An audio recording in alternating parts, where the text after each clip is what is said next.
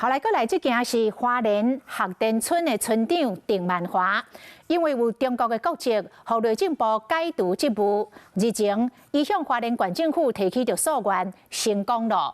但是内政部的态度真强硬，讲这个国籍法无解释空间。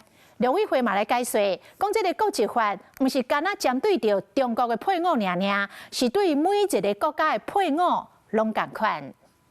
你能够接受移工、接受外劳，为什么就不能接受我们陆配呢？花莲学田村的村长郑万华以中国配偶的身份来台湾定居，所因为上定国籍洪改籍。虽然郑万华向花莲县府提起诉愿，而且第10次诉愿成功，由县府撤销原处分。然而主管机关内政部态度大强硬。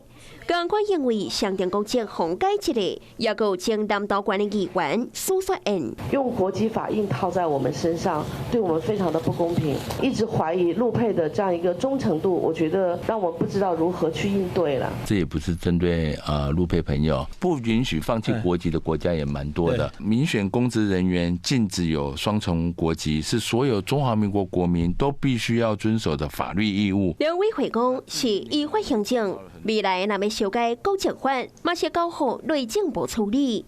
最近政府也继续清查违法伫中国涉籍，或者是有中国的身份证、定居证的人，目前已经注销超过50万的台湾身份。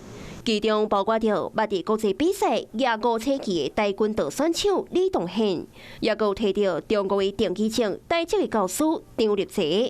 部分的中配讲，当时无严格爱人放弃中国证，所以因一直拢有中国的身份证，也为着继承财产，或者是领中国的退休金，甘愿放弃台湾身份。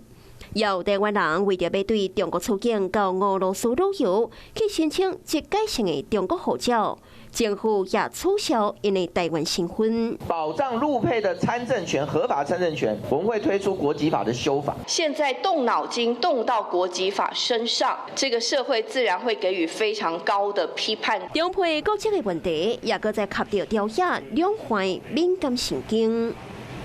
Hello， 我是蒋欣梅。想要抢先掌握最及时的新闻资讯吗？赶快订阅、按赞、开启小铃铛，锁定华视新闻 YouTube 频道。